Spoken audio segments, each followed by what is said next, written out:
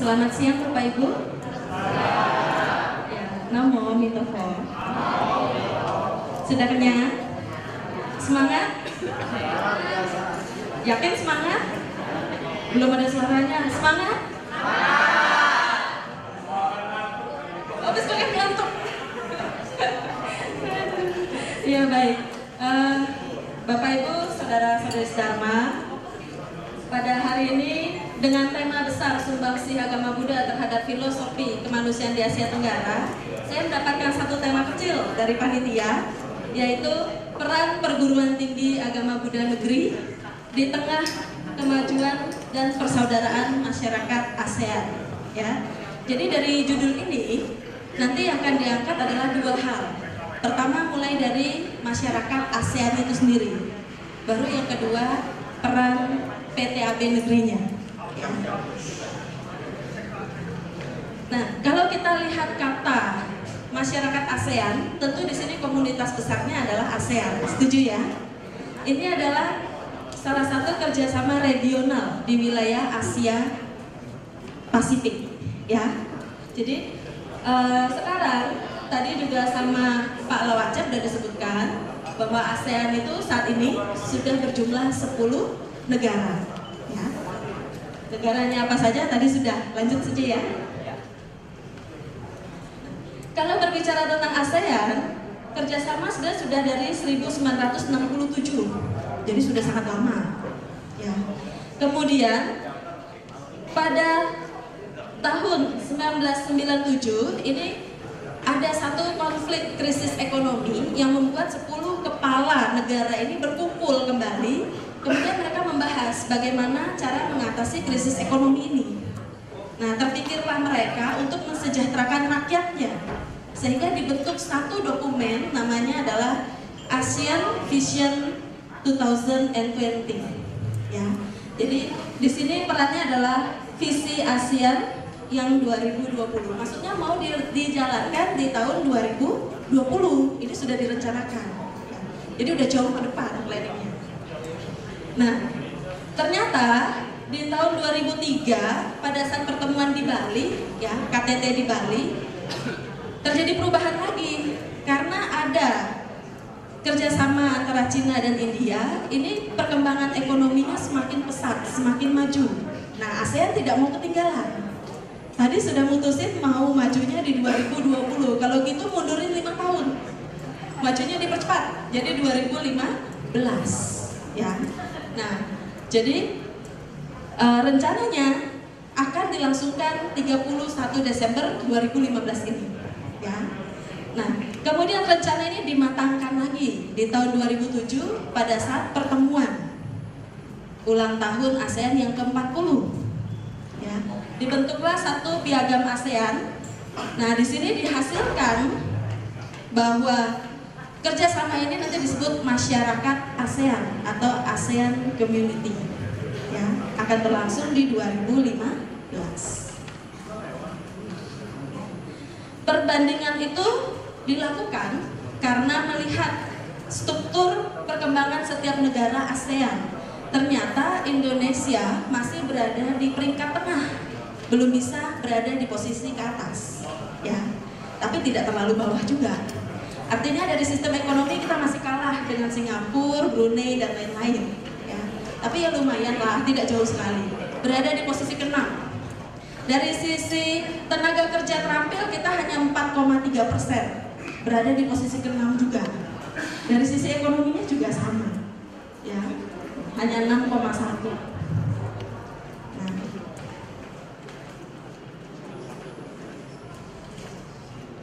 Ya, berdasarkan itulah maka ASEAN Community ini fungsinya nanti satu. Dari seluruh fungsinya ketika dirangkumkan adalah kesejahteraan bersama dari setiap anggota negara ASEAN dan pemerataan. Jadi kalau tadi dilihat terlalu timpang, ada yang tinggi, ada yang sedang, ada yang rendah, nah ini mau disetarakan ceritanya. Ya, jadilah namanya Masyarakat ASEAN 2015. Nah, ketika tadi 2007 ada piagam ASEAN, masyarakat ASEAN itu dijalankan dalam 3 pilar, ya. Jadi ini ada 3 pilar yang menunjang terwujudnya masyarakat ASEAN. Pilar pertama ini disebut ASEAN Political Security Community, ya, atau disingkat APSC. Tapi nanti lebih dikenal dengan nama ASC. Ya.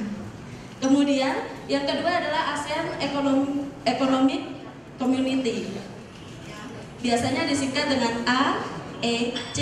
Tapi ke depan ini 31 Desember ini Indonesia lebih mengenal dengan nama Masyarakat Ekonomi ASEAN atau MEA.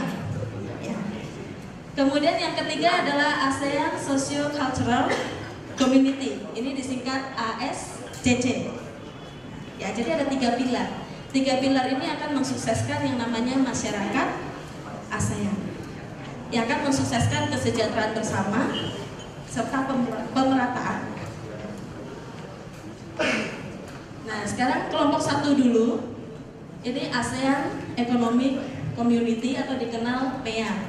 Nah, kalau saya yang jelasin nanti panjang lebar. Mungkin langsung dari videonya saja. Masyarakat Ekonomi ASEAN atau MEA, rencana yang dibuat oleh pemerintah negara-negara ASEAN untuk membuat kawasan Asia Tenggara menjadi basis pasar dan produksi tunggal pada tahun 2015 dengan mengizinkan kebebasan masuknya barang, jasa, investasi, modal, dan tenaga kerja ahli di antara negara tersebut. Dia senang. Lagi pula, MEA akan meningkatkan pertumbuhan ekonomi di seluruh negara peserta tersebut yang akan memberinya kesempatan pekerjaan yang lebih baik dan gaji yang lebih tinggi. Benar kan? Dia berharap bisa menghasilkan lebih banyak uang setelah tahun 2015 untuk menopang kehidupan keluarganya dan membagikan kabar baik ini dengan temannya Siti. Siti mengatakan kalau Kim salah. Pertumbuhan ekonomi tidak otomatis berarti bahwa semua orang akan mendapatkan keuntungan dengan merata. Sepertinya, MEA hanya akan membantu sekelompok kecil orang untuk mendapatkan penghasilan lebih banyak, memperlebar kesenjangan pendapatan antara yang kaya dan yang miskin. Perusahaan domestik besar dan perusahaan multinasional yang akan paling menikmati keuntungan karena mereka memiliki kemampuan, pengetahuan, dan modal untuk bersaing dalam ekonomi terintegrasi tersebut. Usaha kecil dan menengah yang saat ini menyediakan lebih dari 90% tenaga kerja berisiko untuk gulung tikar.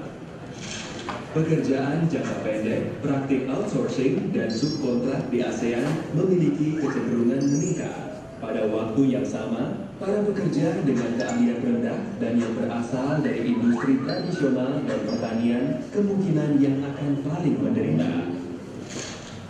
Kim kaget, tetapi Siti berkata lagi, untuk menjadi kompetitif, pemerintah cenderung untuk menerima perlombaan untuk menurunkan semua hal, yaitu menurunkan pajak perusahaan, mengurangi jaminan sosial, dan menurunkan standar sosial dan tenaga kerja yang menyebabkan pekerja mengalami situasi yang lebih buruk dari sebelumnya. Kesempatan Kim untuk mendapatkan kepastian pekerjaan jangka panjang dan gaji yang lebih baik pun menghilang dengan cepat. Dan dia bertanya-tanya, apakah ada cara untuk mencegah hal itu? Siti berkata, untuk mengurangi dampak negatif MEA, pemerintah negara-negara ASEAN mempromosikan penciptaan lapangan pekerjaan yang lebih layak yang akan memberikan upah layak, memperluas program jaminan sosial, berinvestasi pada pendidikan dan pengembangan keahlian pekerja, serta menegakkan prinsip-prinsip dan hak-hak dasar di tempat kerja, baik untuk pekerja lokal dan migran di seluruh negara ASEAN. Namun, daripada menunggu semua hal ini terlaksana, para pekerja harus melakukan sesuatu agar harapan mereka akan kehidupan yang lebih baik dilihat sekarang. Itulah saat di mana serikat pekerja melangkah untuk terlibat. Mereka dapat membantu Kim bernegosiasi langsung dengan pemerintah dan pengusaha untuk mengadvokasi kondisi pekerjaan yang lebih baik.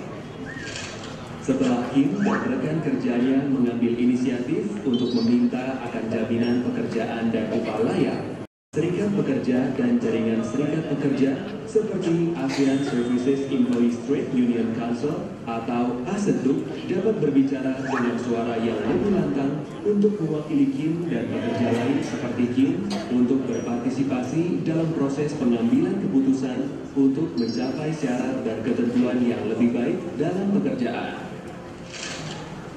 Dengan meyakinkan para pembuat kebijakan dan pengusaha untuk menanggapi kebutuhan pekerja, pertumbuhan ekonomi di ASEAN dapat memberikan keuntungan bagi semua orang yang akan mewujudkan masyarakat ASEAN yang sungguh berorientasi pada kemanusiaan. ASETUC peduli, bekerja bersama untuk masyarakat ASEAN yang sungguh berorientasi pada kemanusiaan dan keadilan.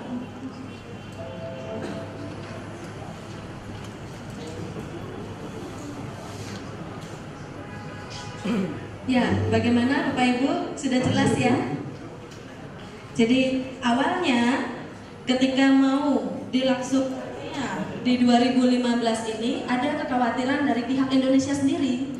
Bagaimana dari pihak Indonesia yang tadi strukturnya semua berada di tengah, ya, atau kalah saing dengan yang lain, bisa bersaing.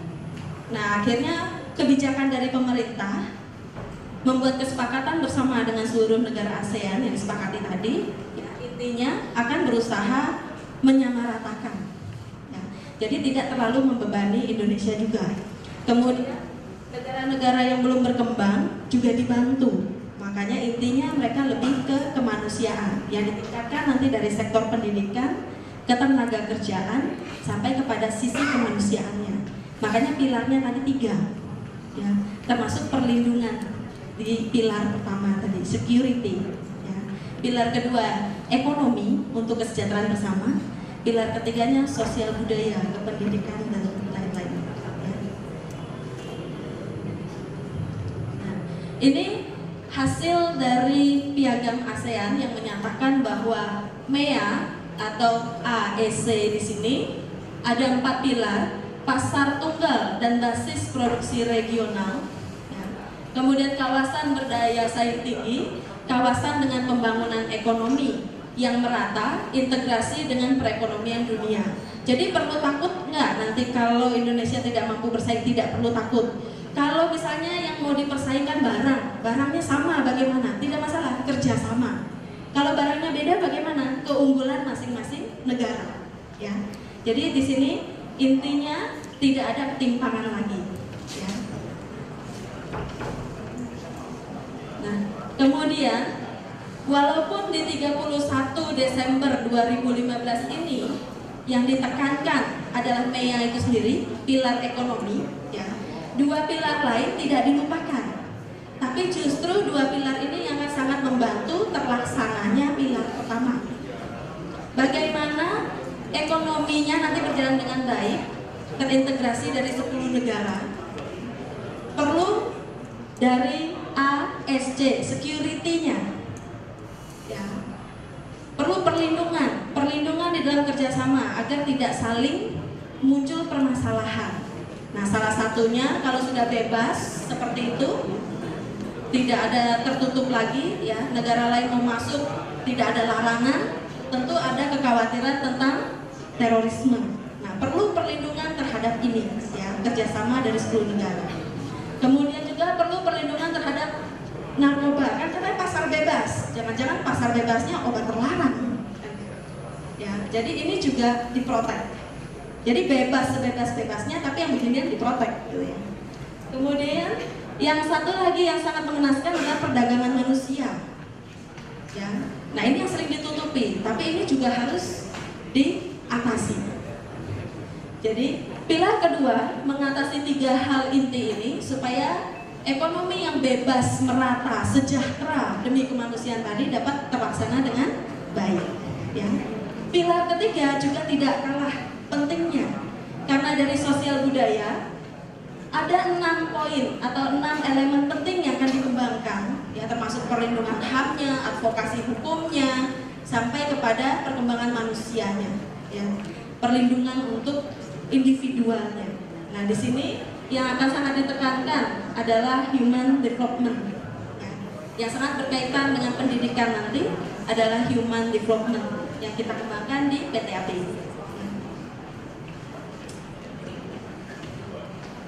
Jadi untuk pemerataan diharapkan dengan 3 pilar ini kerjasama, tidak ada lagi perbandingan antara si kaya dan si miskin. Ya, tidak ada lagi negara ASEAN yang terlalu tinggi dan tidak ada lagi yang terlalu rendah. Semuanya merata. Nah, kurang lebih ini satu tayangan.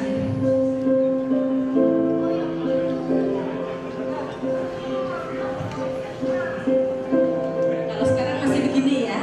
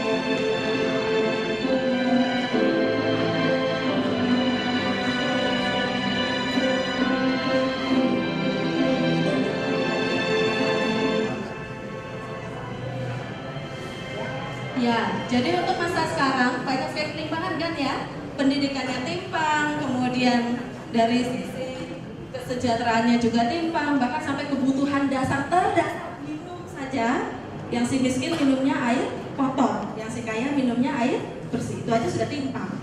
Ya. Nah, sangat diharapkan MEA 2015 ini tidak lagi timpang seperti itu. Maka terakhirnya tadi adalah hubungan si kaya dan si miskin, ya, kerjasama, ayo sama-sama bangun, jangan ada yang tertinggal. Nah, itu harapannya, ya. Nah, Indonesia untuk menunjang sistem masyarakat ASEAN ini di tahun 2011 kebetulan nih yang jadi ketua ASEAN-nya adalah Indonesia sendiri, ya, sehingga presiden kita memberi satu tema untuk kerja di ASEAN, mewujudkan masyarakat ASEAN tadi harus one vision, one identity, dan one community. Jadi harus sudah setara. Nah, ini program pemerintah kita di 2011.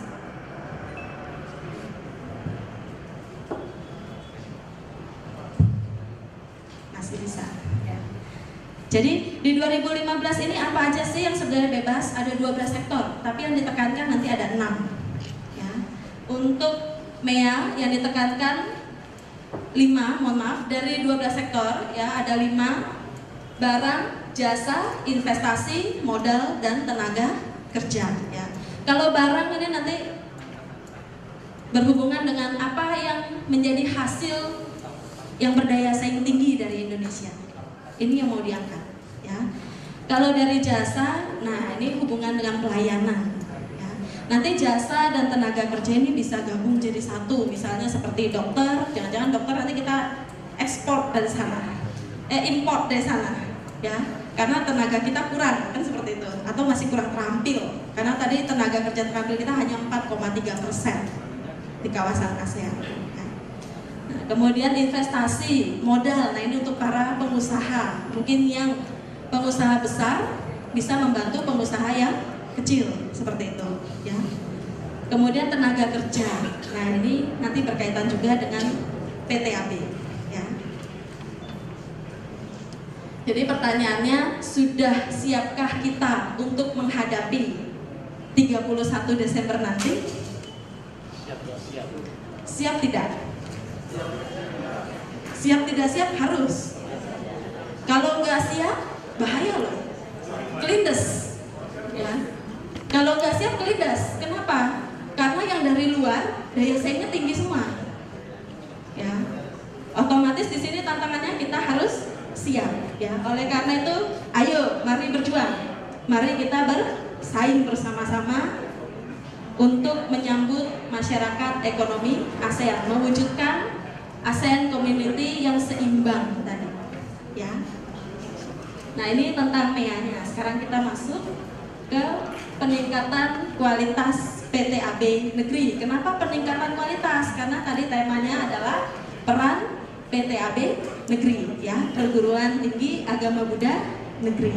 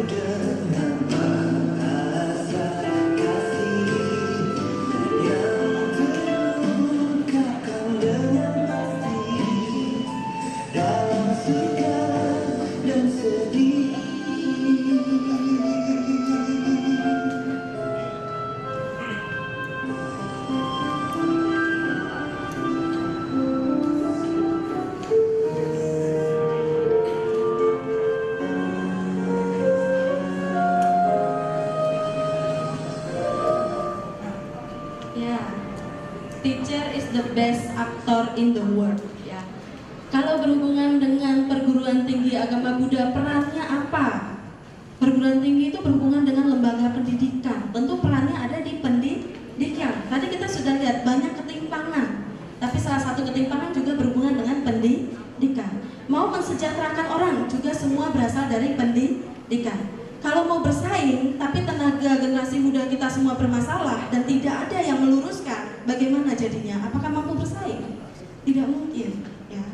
Sehingga dalam lembaga pendidikan, guru adalah salah satu faktor yang juga menentukan kemajuan.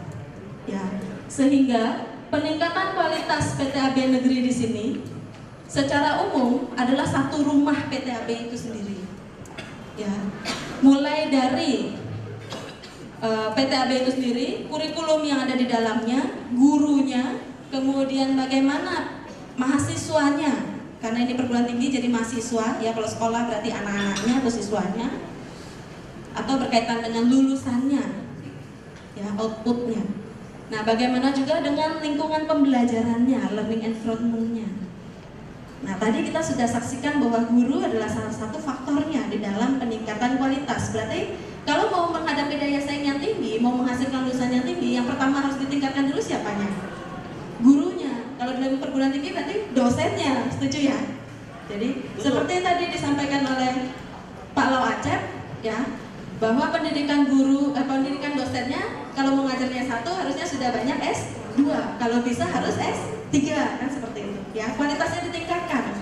Kalau untuk pendidikan agama di sini belum ada, S3, pendidikan S3 agama belum ada, bagaimana? Kuliahnya di luar, ya kan?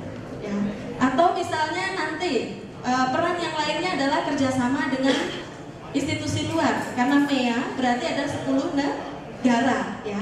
Berarti kerjasama pendidikannya bisa nggak di 10 negara? Bisa. Kalau kita kurang tenaga ahli atau dosen ahli, kita boleh nggak minta dari luar? Bisa kan? Tadi katanya mau seimbang. Ya, kalau kita tidak mampu di sini, kita belajar dari sana. Kalau tidak bisa belajar sana, dari sini kita minta datang ke sini. Betul? Ya. Nah, itu salah satu cara PTAB meningkatkan kualitasnya agar mampu bersaing di MEA, ya. Pertama adalah peningkatan kualitas dosennya dulu. Lalu apakah cukup dengan belajar ke luar negeri? Tidak.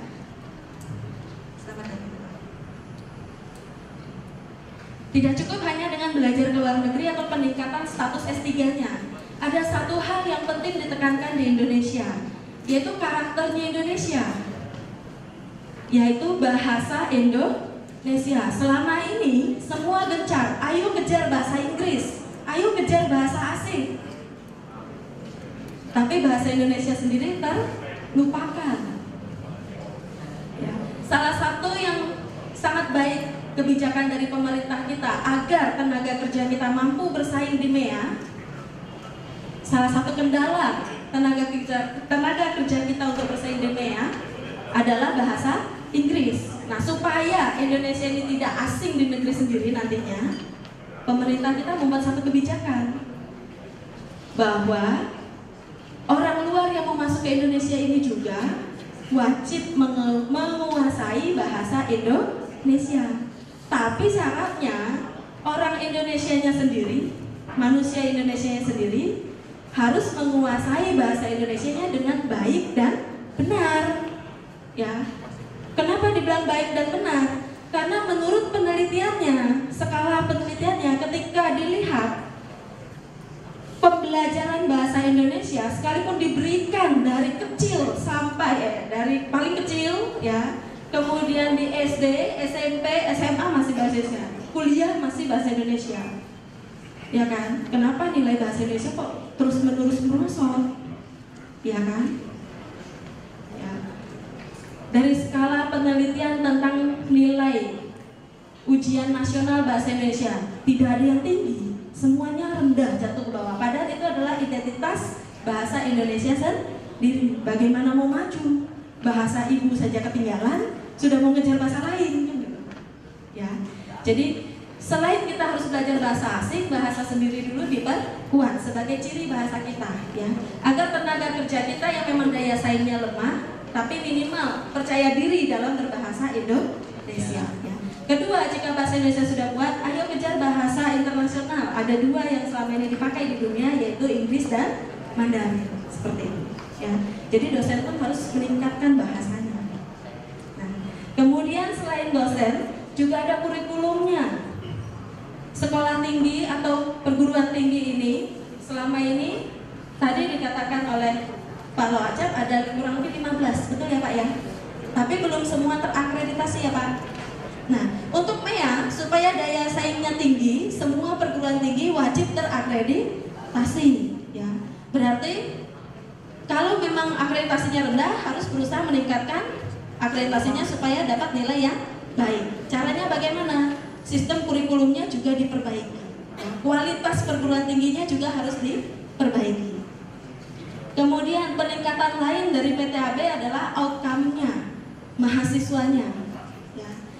Salah satu keuntungan dari MEA, karena tadi pasar bebas, tenaga dan lain-lain, jasa juga, berarti termasuk pendidikannya kita bisa mengirimkan mahasiswa kita ke luar negeri. Nah, nyambung lagi dengan Pak Acep tadi, karena memang judulnya sama, Lembaga Agama Buddha. Boleh nggak mahasiswa luar negeri yang kuliah di PTAB Indonesia? Boleh, malah itu nanti akan memicu semangat masyarakat Indonesia atau mahasiswa Indonesia sendiri untuk bersaing. Ya. Atau justru dari mahasiswa Indonesia yang ke luar negeri bersaing bersama mereka. Jadi seperti pertukaran pelajar atau pertukaran mahasiswanya. Jadi tidak hanya dosennya, termasuk juga mahasiswanya.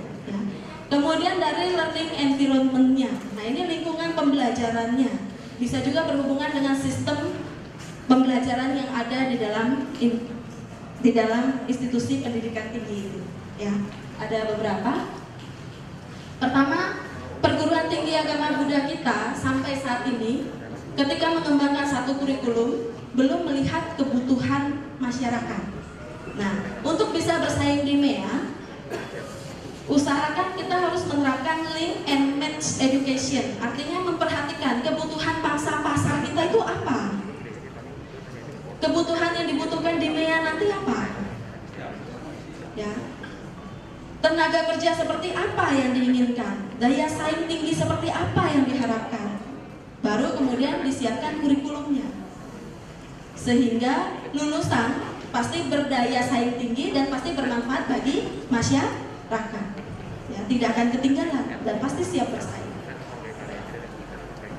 Kemudian untuk memastikan PTAB negeri tidak ketinggalan, karena MEA itu dinamakan ekonomi, masyarakat ekonomi, kemudian peningkatannya di segi ekonomi, PTAB juga boleh memasukkan kurikulum yang menunjang atau skill, ya, soft skill atau misalnya keahlian-keahlian khusus bagi mahasiswanya seperti pendidikan kewirausahaan.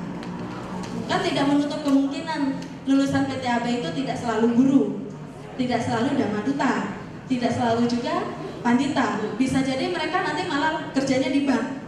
Ya, banyak kasus sekarang lulusan PTAB malah kerja di bank, kan seperti itu. Ada yang mungkin buka usaha. Nah, kenapa tidak diberikan pendidikan kewirausahaan ini? Ya. Nah, kebetulan di Sriwijaya kita sudah masuk satu mata kuliah, yaitu usaha kecil dan kewirausahaan dan usaha kecil menengah. Tapi masih ada kurang satu. Pendidikan yang ada saat ini masih berbasic teori saja atau kognitif saja. Seharusnya kalaupun ini diberikan harus mulai aplikatif, sehingga teori kognitif, afektif dan psikomotoriknya bisa terlaksana, sehingga mahasiswa benar-benar siap saing, tidak hanya teori tapi juga sudah praktik di lapangan. Kemudian yang kedua, ini dari seorang ahli, ya, sering dikenal dengan Paulo. Dia memberikan satu sistem pendidikan namanya in problem posing education atau dikenal problem posing education. Jenis pendidikan ini adalah melihat eksistensi yang ada di lingkungan masyarakat. Apa sih problem terbesar di masyarakat? Jadi pendidikan itu tidak selalu teoritis. Yang misalnya kalau konsep pendidikannya agama Buddha, belajar tadi 60% kitab suci, hanya kitab suci saja. Tapi sudah kembali ke masyarakatnya, apa yang dibutuhkan oleh masyarakatnya yang perlu ditunjang dari kitab suci. Nah, sehingga kitab suci kita itu tidak hanya seperti kutipan. Misalnya, untuk menghadapi kasus politik, oh ini loh seperti ada yang di kutipan kitab suci. Nggak selalu seperti itu. Tapi diusahakan, perguruan tinggi harus mengembangkan kitab suci kita itu menjadi satu bidang keilmuan yang bisa membantu memecahkan kasus yang ada di masyarakat. Ya, terutama kasus, kalau boleh disingkat, Polesosbud, Hankam, ideologi, politik, ekonomi, sosial, budaya, pertahanan, keamanan, semua bidang. Ya. Kalau bisa pendidikan kita sudah mengarah ke sana. Jadi tidak hanya sekedar kutipan, tapi memang sudah menjadi bidang ilmu tersendiri. Ya. Sehingga umat Buddha pun bisa memberikan kontribusi yang baik bagi pemerintah kita. Dalam problem posing education yang paling terkenal adalah communication-nya, ya. Atau di dalam ciri 5 ciri ada pada pemikiran kritis. Jadi untuk sistem pembelajaran ini kembali lagi tadi kata Pak Lo Aceh, jangan selalu satu arah, tapi sudah satu grup diskusi, ya.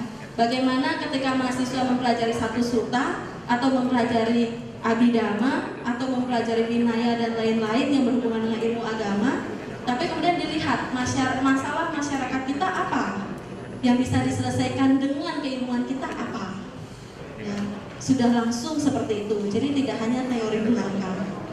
Nah, ini yang diperlukan dari problem posing education, ya. Ini adalah ciri dari penerapan problem posing education. Nah, yang tidak kalah penting dan sangat penting adalah pendidikan karakter. Ini sudah berlangsung 2013 lalu, tapi sampai saat ini dianggap sebagai kelanjutan. Ya. Kalau dulu diterapkan di PAUD, maka dianggap kelanjutan dari pendidikan PAUD, SD, SMP, SMA, sampai ke perguruan tinggi. Ya.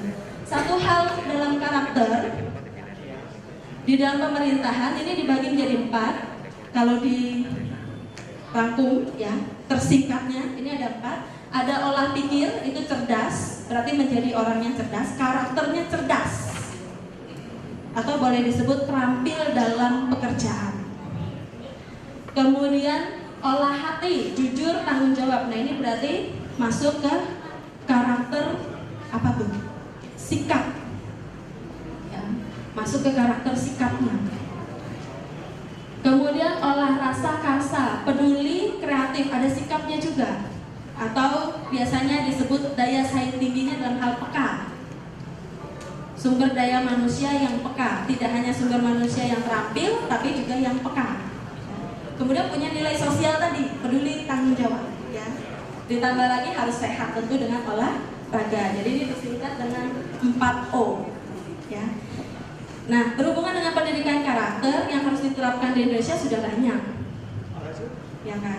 Intinya adalah menunjukkan kualitas karakter Indonesia, tentunya yang tertuang di dalam Pancasila atau Undang-Undang Dasar 45. Ya. Salah satu poin penting di dalamnya adalah kesejahteraan sosial. Itu tertuang dalam Undang-Undang Dasar 1945.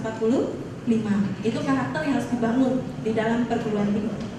Karakter lainnya apa? Karena perguruan tinggi agama, maka yang harus dibangun juga karakter nilai-nilai agama, ya kan? Nah, di Buddhis apa sih yang paling umum karakter nilai agamanya? Brahma Vihara. Betul atau salah? Karakter paling umum nilai Buddhis yang selalu diajarkan dari anak-anak sampai dewasa, Brahma Vihara. Benar kan? Metta, karuna, mudita, upeka. Harus punya cinta kasih. Makanya umat Buddhis itu selalu sabesata bawantu sukitata. Ya kan? Bu Santi bisa beberapa menit lagi, 3 menit lagi. Ya. Terima kasih, Pak. Ya, jadi karakter nilai Buddhisnya salah satunya adalah Brahma Vihara tadi. Ya. Kemudian yang tidak kalah pentingnya ketika umat Buddha sudah punya metta, kemudian karuna, punya rasa iba dan mau menolong, mudita, bersimpati, ya, bersimpati di dalam persaingan yang sehat. Kalau orang maju kita juga mau maju, ya. Dan upeka, selalu punya keseimbangan. Nah, keseimbangan ini paling penting nanti poinnya di panya. Kalau nggak punya panya tidak akan seimbang, ya. Kita saksikan video terakhir.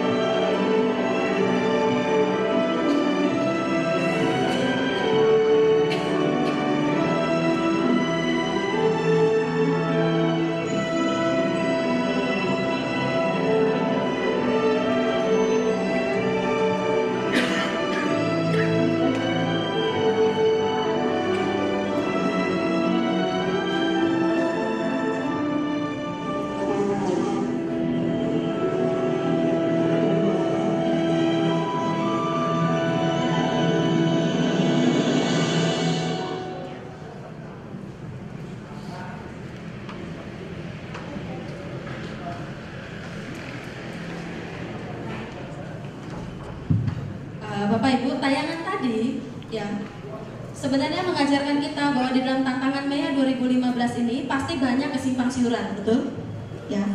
Perguruan tinggi negeri kalau tidak bisa melihat masalah dengan tenang, tapi justru melihat kekacauan dan terus mengejar kekacauan, apakah masalahnya selesai? Tidak. Sehingga karakter Buddhis dalam hal panya juga harus dikembangkan. Bijak melihat situasi, melihat sebuah ancaman sebagai sebuah tantangan, sehingga mampu bersaing dengan baik di MEA 2015. Ya. Terakhir sekali ditekankan lagi, jangan lupa kembangkan karakter Buddhis kita, kembangkan karakter bangsa kita. Ya, ini tadi sudah dijelaskan tentang BIPA, ya, bahasa Indonesia untuk penutur asing atau pendatang asing. Jadi kalau tenaga asing mau datang harus menguasai bahasa Indonesia juga. Jadi tidak hanya kita yang harus menguasai bahasa Inggris. Ya. Nah ini karakter Indonesia jangan ditinggalkan, karakter Buddhis jangan ditinggalkan. Semoga perguruan tinggi agama Buddha mampu bersaing dalam tantangan MEA 2015. Terima kasih. Ya. Terima kasih Bu Santi. Kita setelah lihat bagaimana persoalan-persoalan yang menjadi tantangan sehubungan dengan MEA, ya. Tekanannya memang kepada persoalan ekonomi.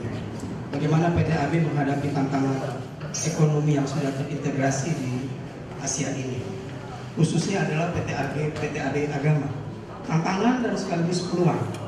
Kita punya kekayaan kultural kita, Nusantara, itu bisa jadi peluang juga untuk menghidupkan roda perekonomian Nusantara.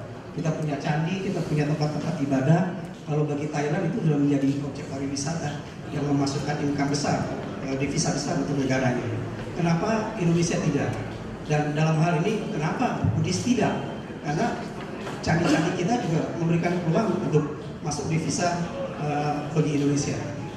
Masalahnya adalah persoalan di perguruan tinggi, persoalan pendidikan.